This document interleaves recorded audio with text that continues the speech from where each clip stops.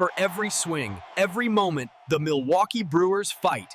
It's not just about hitting the ball, it's about leaving a legacy. You think you know what really happened during the Brewers trade deadline? Think again. I've uncovered the behind-the-scenes story of a deal for an all-star that almost happened and would have changed everything. If you want the full story that nobody is telling, subscribe now so you don't miss this exclusive report. What's up, Brew Crew? Welcome back to our channel, the home for every Milwaukee Brewers fan looking for real information, deep analysis, and news you won't find anywhere else. I'm your host, and before we dive into what I've uncovered, I need that support you always give. If you're not yet part of our family, subscribe to the channel now, hit that notification bell, and smash the like button. It's quick, it's free, and it ensures you're the first to get all our exclusive analysis and breaking news about our beloved team. Your subscription is the fuel that drives me to dig deeper and bring the best content to you.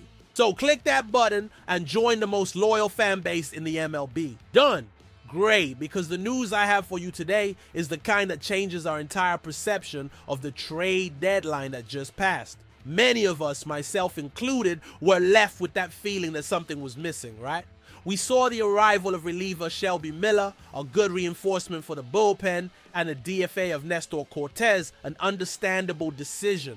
But the question echoing in every corner of American Family Field and in every fan group was, what about a bat?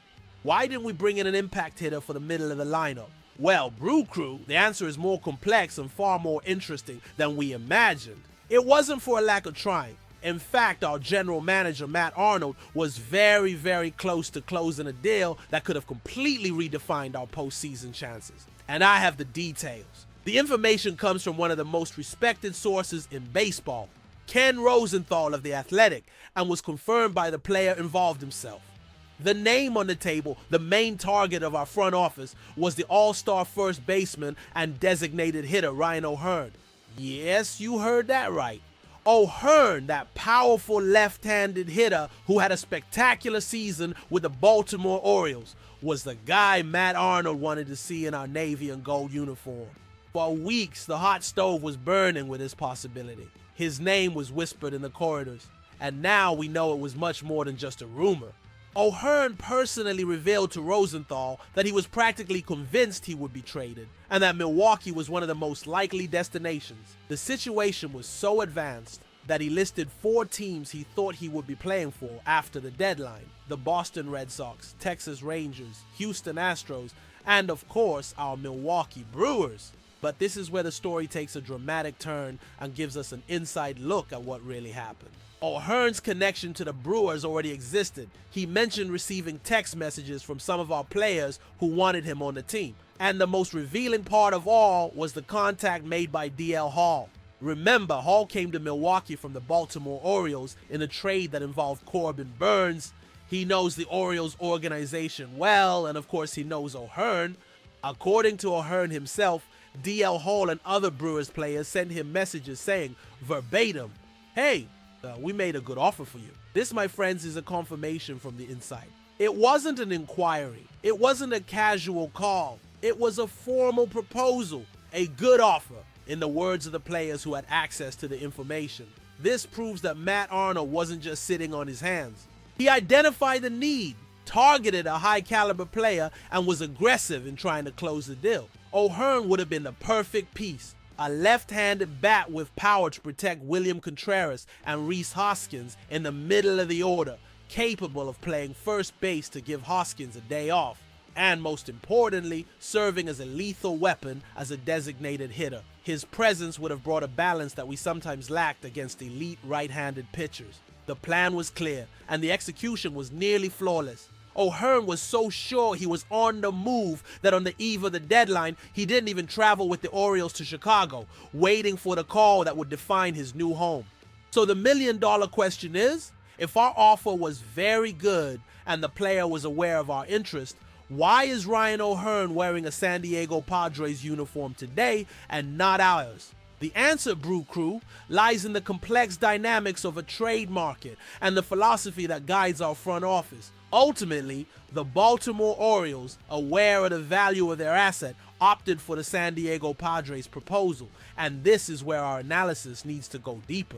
The Padres had a trade deadline that was, to say the least, peculiar. They shocked the baseball world by trading one of the top prospects in the entire sport, shortstop Leo DeVries, in one of their moves. This gives us a clear clue about the level of desperation or aggression that San Diego's front office was willing to employ. They were in all-in mode. This leads us to believe that as good as Matt Arnold's offer may have been, the Padres' offer was likely one of those that you can refuse, packed with top-tier prospects that perhaps Arnold, with his vision of long-term sustainability, was unwilling to part with. And this is where the philosophy of our Milwaukee Brewers comes into play. Under the leadership of Mark Atanasio and Matt Arnold, we have always operated with strategic intelligence, avoiding moves that compromise the future of the franchise for a short-term gain. The CC Sabathia trade in 2008, which cost us Matt Laporta, is a ghost that still haunts the club's decisions. Since then, their approach has been to build a competitive team year after year without selling the farm.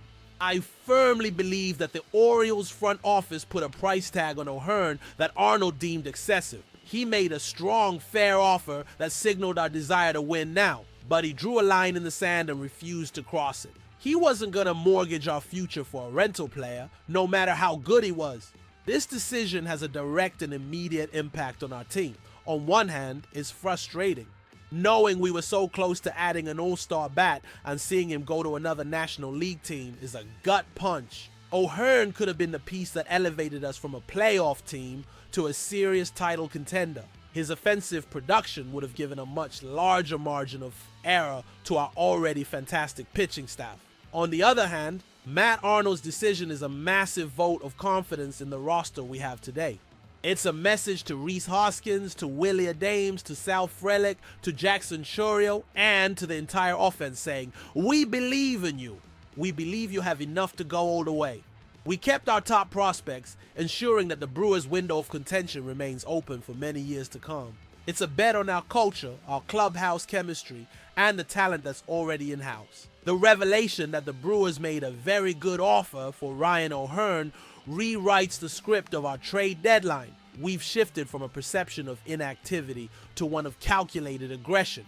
Matt Arnold wasn't passive, he was disciplined. He tried to make the big splash but refused to fall off a cliff of future costs. The front office showed ambition, but not at the expense of the stability that has made us one of the most consistent teams in the MLB over the last decade. And now, I want to hear from you, the true soul of the team, the Brew Crew. Looking at all these facts, at the details that have come to light, what is your assessment? Did Matt Arnold and the front office do the right thing by holding the line, protecting our prospects, and trusting the current roster, even if it meant losing a player of Hearnd's caliber? Or do you think that in a year as promising as this one, we should have paid whatever price it took, giving up whoever was necessary to secure another All-Star in our relentless hunt for a World Series? Leave your comments down below. I want to read every single one and debate with you. This is our space to discuss the passion that unites us. Don't forget to leave a like if you enjoyed this in-depth analysis. And once again, subscribe to the channel so you don't miss any updates. With me, you'll always get the full story, with context, analysis, and the passion of a fan who, just like you, lives and breathes Milwaukee Brewers. Stay tuned because I could be back at any moment with more exclusive news. Cheers, and let's go, Brewers!